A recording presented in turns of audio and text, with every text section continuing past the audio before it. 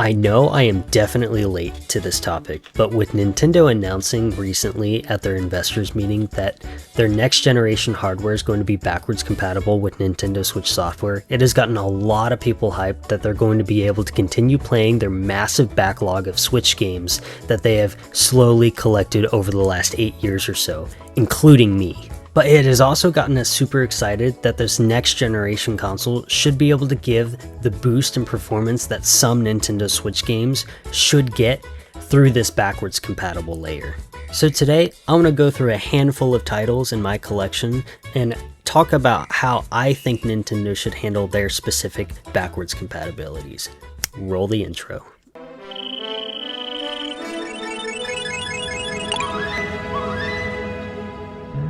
Now before we get to talking about the games, let's get some basic technical information out of the way. Some of you might be thinking that the next generation console will give every game the ability to play at 4K and 60 FPS, but that's not necessarily the case. Some games have a target or locked frame rate and max resolution that the game will try to display at while you play it. Meaning if a game is locked at a frame rate of 30 frames per second and a locked resolution of 900p, that means that even with better hardware, the game will not be playing at anything higher than the 30 FPS cap or at any resolution higher than 900p. So any game with a locked frame rate or resolution will require some sort of patch or update to allow the game to perform at a better or higher resolution than its current cap. However, some Nintendo Switch games that do have a cap or target still don't reach the target in some areas of the game, leading to dropped frames and a rocky or lower frame rate, which fortunately better hardware can fix without a patch, making the game's performance smoother with a more consistent frame rate on that specific title. Anyway, as I talk about each game, I'll mention whether each game will or will not need a patch due to some capped frame rate or some unstable frame rate issues that the title has, since every game was programmed differently in this aspect. If I get any information wrong about each game that I'm about to talk about, feel free to crucify me down in the comments below. Whatever makes you, the viewer, happy. Regardless, let's get to the meat of the video, starting with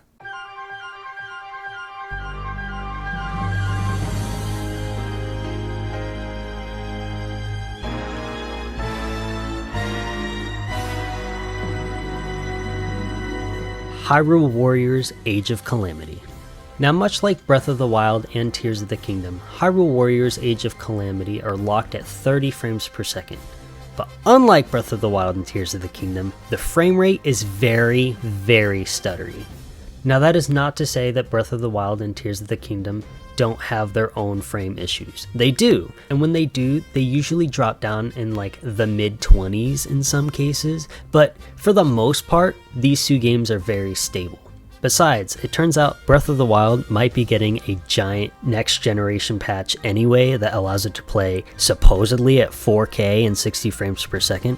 I hope this is true, but you never know, it might most likely just be an internal demo.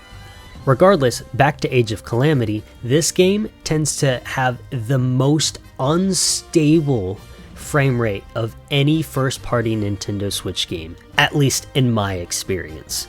Now, due to the nature of this game and the fact that you're fighting thousands upon thousands of enemies, I totally get why the frame rate is kinda iffy, especially in the two-player mode. But that's more the reason why I am currently hyped that this next generation hardware should be able to fix that and at least keep this game at the locked 30 frames per second that it tries to target. I'm hoping that the Switch 2 will be able to keep this frame rate very, very steady, and who knows, maybe Nintendo will decide to go back and patch this 30 FPS cap later on, but you know, the odds of them doing that are very low. Regardless, I am very excited to continue playing this two-player mode, especially with my dad once the next generation hardware comes out.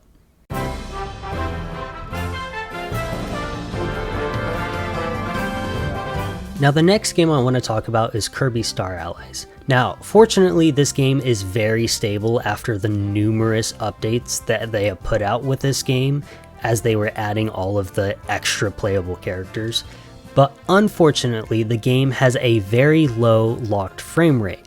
Now, I'm not a very big stickler of FPS in my games, so long as the game keeps a consistent frame rate, which, again, Kirby Star Allies does. But my main issue with Kirby Star Allies is that when you go to the main menu, everything is rendered at 60 frames per second. But as soon as you get into the actual gameplay, the game runs at 30 FPS. The inconsistency is what drives me insane, because when you go to the title screen, you see Kirby and all of his helpers and sometimes some of the other partner characters walk around with all of their electrical or fiery equipment, and the animations being displayed at 60 FPS at this given point in time. It looks so good, and the fact that they weren't able to do that in the actual game is a huge missed opportunity. The animations in this game are so good, and I really want to see them as fluid as they are in the title screen of the game.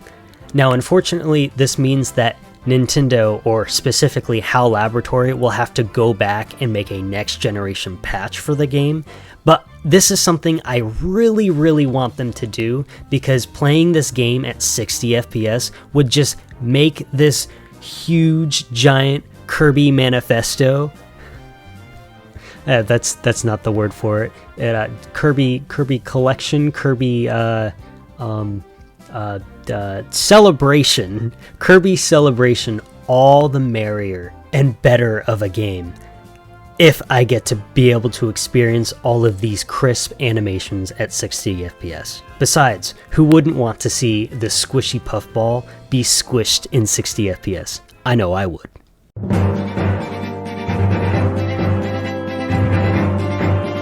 Okay, back to the Legend of Zelda series again. Unfortunately, the next two games we're about to talk about are built by the same engine, because I believe the same developer, Grezco? I think it's Grezzo. The same developer, Grezzo, made both of these games in the same art style. And the two games we're going to be talking about is The Legend of Zelda Link's Awakening and Echoes of Wisdom. Now, fortunately, both of these games do target 60 FPS, but unfortunately, they tend to not hit that 60 FPS mark. You can more so see it in Link's Awakening, especially while walking through the large amounts of grass in the overworld that is in this game. But once you're in a dungeon or a house in either game, the frame rate is very consistent and high, reaching that 60 FPS that the game is trying to target. Fortunately though, this game won't need any sort of patch or update in the future, so this next generation hardware should be able to fix the constant dips and drops that the game tends to have in the overworld, again due to the high amount of grass and sometimes enemies on screen. Okay, so the last game I want to talk about is kind of sort of a nitpick, and is actually a game that I'm currently streaming, both on Twitch and YouTube. You should subscribe and follow me over there so you don't miss them. But that game is Mario & Luigi Brothership. Now this game fortunately targets 30 FPS, and for the most part it does kind of stay consistent, hitting that 30 FPS for most of the game. However, unfortunately I did hear that in some areas, supposedly late in the game, with some boss fights, the frame rate does tend to suffer. And with my current playthrough of the game on stream, I do notice that whenever I sit closer to my monitor, usually about a foot away from it, and this is a 32-inch monitor, you shouldn't really sit like a foot away from it, but I usually sit like a couple feet away from it. But whenever I bring my face closer to the screen, I do kind of see the drops and hits to the frame rate, and it kind of makes me very nauseous. And again, this is just a somewhat small nitpick. If you sit further away from the display, it's not really noticeable and not that bad. But for those people, including me, that can kind of see when games have the ever so slightest dips, and the dips are kind of sort of constant, it will tend to hurt your eyes and strain your eyes while playing the game and make you want to put the game down sooner, because you're just getting these massive headaches while playing the game. This is also a game that I think benefits from the 30 FPS target, since most of the animations seem to be built around that. I don't think this game would look better visually if displayed at 60 FPS. So luckily this game should be able to perform better using the next generation hardware without any patches, and rightfully so. I don't think it needs any patches whatsoever. That's basically all the games I really wanted to talk about. I know it was just a small hand few, but you know, I usually only buy Nintendo games for my Nintendo Switch console anyway, so the few gripes I have are like very minuscule anyway. Again, hopefully I'll be able to continue creating regularly scheduled content, but until I figure out my rhythm and what content I want to create, the best place to figure out whenever I post a video is here on this YouTube channel. And if you do like the videos that are coming in, do subscribe, do like the video, let me know that you guys are enjoying the content, and until then, I guess I'll see you guys in the next one, whenever that might be. I currently don't know what I'm going to make, but hopefully it's a good one. Alright, peace.